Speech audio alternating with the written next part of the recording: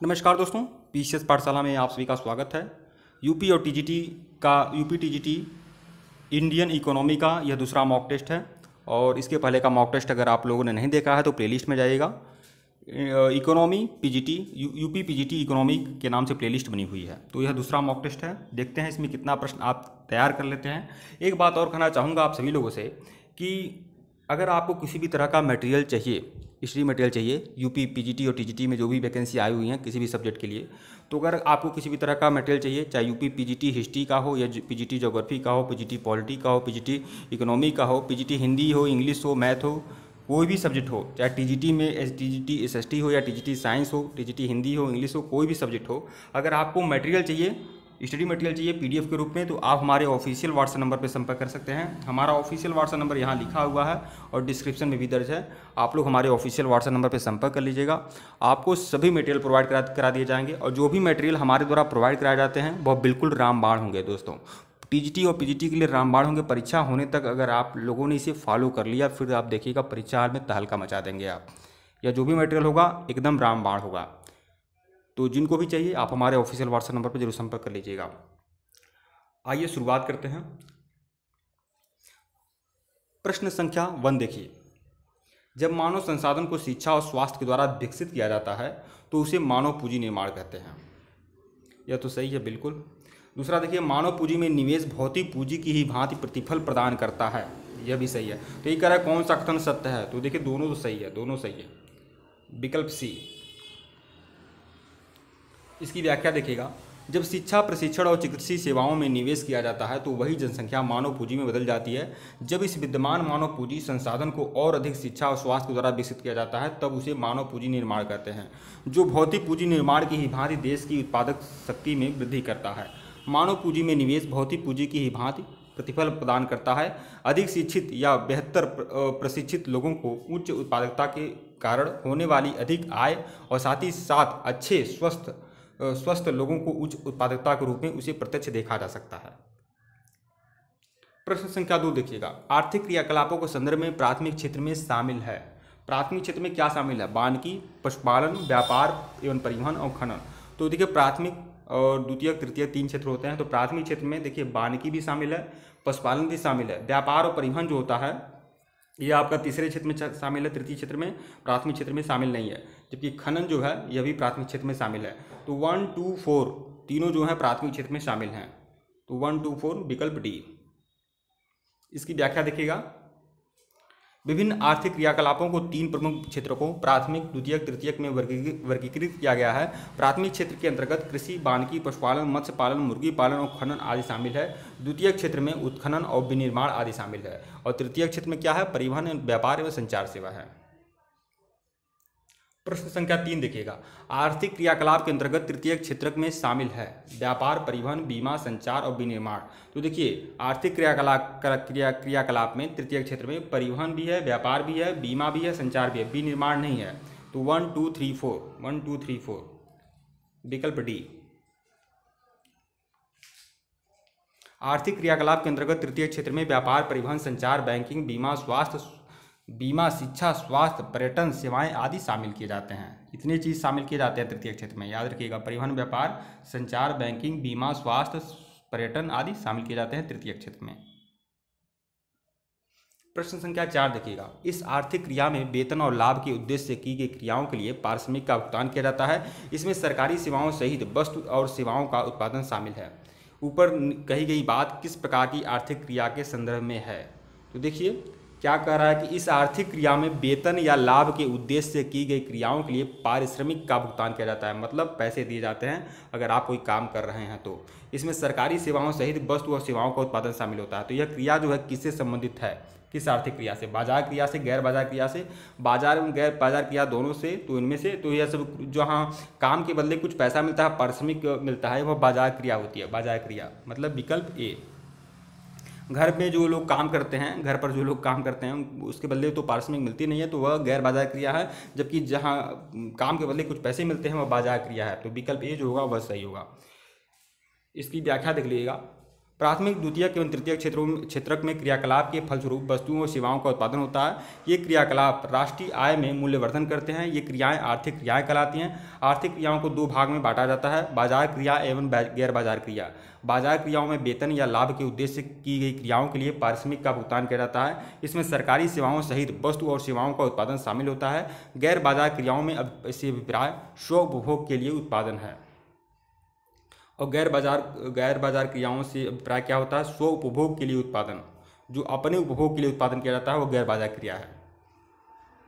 प्रश्न संख्या 5, सर्व शिक्षा अभियान के अंतर्गत किस आयु वर्ग के बच्चों को शामिल किया जाता है? बहुत ही इंपॉर्टेंट प्रश्न है। तो देखिए, सर्व शिक्षा अभियान के अंतर्गत किस आयु वर्ग के बच्चों को शामिल किया जाता है? 6 से 14 वर्ष के लिए, 6 से 14 वर्ष के बच्चों को शामिल किया जाता है सर्व शिक्षा अभियान में। इसकी व्याख्या देखिएगा। वर्ष सन 2001 में 2001 में घोषित अथवा वर्ष 2001-2 में शुरू किया गया सर्व शिक्षा अभियान, मतलब सर्व शिक्षा अभियान की शुरुआत जो हुई थी सन 2001-2 में हुई थी। यह बात दिमाग में रखिएगा। 1-2 में शुरू किए गए सर्व शिक्षा अभियान का उद्देश्य 6 से 14 आयु वर्ग के सभी स्कूली बच्चों को वर्ष 2010 तक प्राथमिक शिक्षा प्रदान करना था। प्रश्न संख्या 6 देखिएगा। सरकार द्वारा सेतु पाठ्यक्रम या स्कूल लौटो शिविर कार्यक्रम का मुख्य उद्देश्य था। तो सेतु पाठ्यक्रम या स्कूल लौटो शिविर कार्यक्रम का मुख्य उद्देश्य क्या था? तो सेतु पाठ्यक्रम और स्कूल लौटो शिविर, ये जो कार्यक्रम चलाया जा रहा था सरकार द्वारा, इसका उद्देश्य क्या था? तो प्राथमिक शिक्षा में बच्चों का नामांकन बढ़ाना, विकल्प बी। इसकी व्याख्या देखिएगा। प्राथमिक शिक्षा में नामांकन बढ़ाने के लिए सरकार द्वारा सेतु पाठ्यक्रम या स्कूल लौटो शिविर कार्यक्रम का आरंभ किया गया, जिनका उद्देश्य प्राथमिक शिक्षा में बच्चों का नामांकन बढ़ाना था। प्रश्न संख्या 7 देखिएगा। शिशु मृत्यु दर से अभिप्राय किस वर्ष से कम शिशु की मृत्यु से है? 1 वर्ष से कम, 2 वर्ष से कम, 5 वर्ष से कम, या डी 1 से 2 वर्ष से बीच? तो देखिए, शिशु मृत्यु दर जो होती है वो उसका अभिप्राय जो है 1 वर्ष से कम, 1 वर्ष से कम जो शिशु की मृत्यु होती है उसे शिशु मृत्यु दर में काउंट किया जाता है। तो विकल्प ए जो होगा वह सही है। इसकी व्याख्या देखिएगा। शिशु मृत्यु दर से अभिप्राय 1 वर्ष से कम आयु के सभी मृत्यु से है। जन्म दर से अभिप्राय एक विशेष अवधि में प्रति 1000 व्यक्तियों के पीछे जन्म लेने वाले शिशुओं की जनसंख्या से है। तो यहाँ आपने शिशु मृत्यु दर देख लिया कि जहाँ 1 वर्ष से कम आयु के जितने भी शिशु की मृत्यु हो जा रही है वह शिशु मृत्यु दर में काउंट होता है। और शिशु मृत्यु दर से शिशु जन्म दर के से अभिप्राय क्या है? 1000 व्यक्तियों के पीछे जन्म लेने वाले शिशुओं की संख्या से।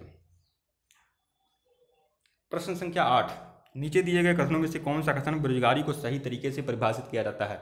लोग कहते हैं कि बेरोजगारी बढ़ गई है, बेरोजगारी बढ़ गई, लेकिन बेरोजगारी की सही परिभाषा क्या है वह आप बताएं। तो 4 ऑप्शन है आप लोग के सामने। तो देखिए, बेरोजगारी का मतलब ये होता है जब प्रचलित मजदूरी की दर पर काम करने के इच्छुक व्यक्ति को भी रोजगार न मिलता हो तो उसे बेरोजगारी कहते हैं। ऐसा नहीं है कि कोई इंसान जो अयोग्य है लेकिन वह डिमांड करता है मुझे 1 लाख रुपया पर मंथ दिया जाए और वो तभी उसको नहीं मिल रहा है तो वह कह देगा मैं बेरोजगार हूँ। ऐसा नहीं है। जब जिसकी योग्यता के बावजूद भी उसको उतना वेतन न मिलता हो या वेतन ही नहीं मिलता हो, काम ही नहीं मिलता हो तो उसे बेरोजगारी कही जाती है। तो जब प्रचलित मजदूरी की दर पर काम करने की इच्छुक व्यक्ति को रोजगार नहीं मिलता हो तो उसे बेरोजगारी कहते हैं। तो विकल्प बी जो होगा सही है। इसकी व्याख्या देखिएगा। बेरोजगारी उस स्थिति को कहते हैं जब प्रचलित मजदूरी की दर पर काम करने के लिए इच्छुक व्यक्ति को रोजगार नहीं प्राप्त होता हो। प्रश्न संख्या 9, श्रम बल जनसंख्या में किस आयु वर्ग के लोग शामिल किए जाते हैं? तो श्रम बल जनसंख्या में 15 से 59 आयु वर्ग के लोग शामिल किए जाते हैं, विकल्प ए। श्रम बल जनसंख्या में वो लोग शामिल किए जाते हैं जिनकी उम्र 15 से 59 वर्ष के बीच में है। प्रच्छन्न बेरोजगारी का सामान्यतः अर्थ होता है गृहिणियों में बेरोजगारी 60 वर्ष से अधिक आयु वाले। देखिए, प्रच्छन्न बेरोजगारी का मतलब क्या होता है? जिस 4 ऑप्शन है तो गृहिणियों में बेरोजगारी, या 60 वर्ष से अधिक आयु वाले व्यक्ति में बेरोजगारी, या सी जिस कार्य को कम व्यक्ति कर सकते हैं उसको अधिक व्यक्तियों द्वारा करना व उत्पादकता में कोई वृद्धि न होना। तो प्रच्छन्न बेरोजगारी का मतलब यही होता है, विकल्प सी है। जिस कार्य को कम व्यक्ति कर सकते हैं उनको अधिक व्यक्तियों द्वारा करना और उत्पादकता में कोई वृद्धि न होना, इसे ही प्रच्छन्न बेरोजगारी कहा जाता है। तो विकल्प सी जो होगा वह सही होगा। प्रच्छन्न बेरोजगारी के अंतर्गत लोग नियोजित प्रतीत होते हैं किंतु उसकी सीमांत उत्पादकता शून्य होती है। ऐसा प्रायः कृषिगत काम में लगे परिजनों में होता है। किसी काम में 5 लोगों की आवश्यकता होती है लेकिन उसमें 8 लोग लगे होते हैं, इससे 3 लोग अतिरिक्त हैं। इन 3 लोगों के द्वारा किया गया अंशदान 5 लोगों द्वारा किए गए योगदान में कोई बढ़ोतरी नहीं करता है। अगर 3 लोगों को हटा दिया जाए तो खेत की उत्पादकता में कोई प्रभाव नहीं पड़ेगा। अतः 3 लोग प्रच्छन्न रूप से नियोजित हैं। प्रश्न संख्या 11 देखिएगा, भारत में प्रचंड बेरोजगारी पाई जाती है कृषि क्षेत्र में, सेवा क्षेत्र में, औद्योगिक क्षेत्र में या व्यापारिक क्षेत्र में। तो प्रचंड बेरोजगारी जो पाई जाती है वह कृषि क्षेत्र में पाई जाती है। विकल्प ए, भारत में प्रचंड बेरोजगारी कृषि क्षेत्र में पाई जाती है। प्रश्न संख्या 12 देखिएगा, मौसमी बेरोजगारी से तात्पर्य क्या है। तो जब वर्ष के कुछ महीनों में लोग रोजगार प्राप्त न करते हों उसे मौसमी बेरोजगारी कहते हैं। 4 ऑप्शन है। तो मौसमी बेरोजगारी से तात्पर्य क्या है, तो देखिए वर्ष के कुछ महीने में जब रोजगार प्राप्त न होता हो तो उसे मौसमी बेरोजगारी कहते हैं।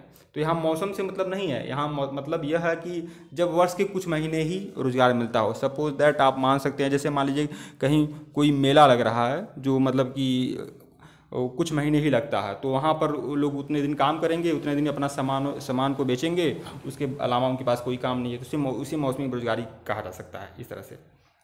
तो विकल्प सी जो होगा वह सही होगा। इसकी व्याख्या देख लीजिएगा, मौसमी बेरोजगारी का तात्पर्य जब लोग वर्ष के कुछ महीनों में रोजगार प्राप्त नहीं कर पाते हैं। कृषि पर आश्रित लोग आमतौर पर इस तरह की समस्या से जूझते हैं। वर्ष के कुछ व्यस्त मौसम होते हैं जब जुताई, बुआई, कढ़ाई, गहाई होती है। कुछ विशेष महीनों में कृषि पर आश्रित लोगों को अधिक काम नहीं मिल पाता है, तो इसे ही मौसमी बेरोजगारी कहते हैं। प्रश्न संख्या 13 देखिएगा, नीचे दिए कथनों पर ध्यानपूर्वक पढ़िए। अर्थव्यवस्था के समग्र विकास पर बेरोजगारी का अहितकर प्रभाव पड़ता है। दूसरा है, किसी अर्थव्यवस्था में की बेरोजगारी में वृद्धि मंदीग्रस्त अर्थव्यवस्था का सूचक है। तो देखिए दोनों बातें हैं, सही हैं। अर्थव्यवस्था के समग्र विकास पर बेरोजगारी का अहितकर प्रभाव पड़ता है, बिल्कुल सही है। और दूसरा है, किसी अर्थव्यवस्था की बेरोजगारी में वृद्धि और मंदीग्रस्त अर्थव्यवस्था का सूचक है। तो कौन सा कथन सही है, 1 और 2 दोनों सही है। दोनों बातें जो कही जा रही हैं दोनों सही हैं। विकल्प सी। इसकी व्याख्या देख लीजिएगा, बेरोजगारी से जनशक्ति संसाधनों की वृद्धि होती है। जो लोग अर्थव्यवस्था के लिए परिसंपत्ति होते हैं बेरोजगारी के कारण दायित्व में बदल जाते हैं। बेरोजगारी से आर्थिक बोझ में वृद्धि होती है। कार्यरत जनसंख्या पर बेरोजगारी की निर्भरता बढ़ती है। किसी व्यक्ति और साथ ही साथ समाज के जीवन की गुणवत्ता पर बुरा असर पड़ता है। इसलिए किसी अर्थव्यवस्था के समग्र विकास पर बेरोजगारी का अहितकर प्रभाव पड़ता है। बेरोजगारी में वृद्धि मंदीग्रस्त अर्थव्यवस्था का सूचक है। तो इस तरह से कुल आपके 13 प्रश्न थे इस मॉक टेस्ट में। यह सेकंड मॉक टेस्ट है और इंडियन इकोनॉमी का। ठीक है दोस्तों, वीडियो को लाइक और चैनल को सब्सक्राइब करिएगा। डिस्क्रिप्शन में लिंक है टेलीग्राम का, बिल्कुल ज्वाइन करिएगा। और अगर आपको किसी भी तरह का मटेरियल चाहिए तो आप हमारे ऑफिशियल व्हाट्सएप नंबर पर जरूर संपर्क कर सकते हैं। और लगातार मॉक टेस्ट हमारे द्वारा दिए जा रहे हैं। मॉक टेस्ट जो है थोड़ा कठिन है, लेकिन कठिन का मतलब यही समझिए, अगर इसे फॉलो करते हैं परीक्षा होने तक तो आपको बहुत हद तक सफलता मिलेगी, क्योंकि यह जो भी प्रश्न है वह सभी NCERT प्रश्न है, NCERT बेस्ड प्रश्न है। वीडियो को लाइक और चैनल को सब्सक्राइब करेगा दोस्तों। धन्यवाद आप लोग को।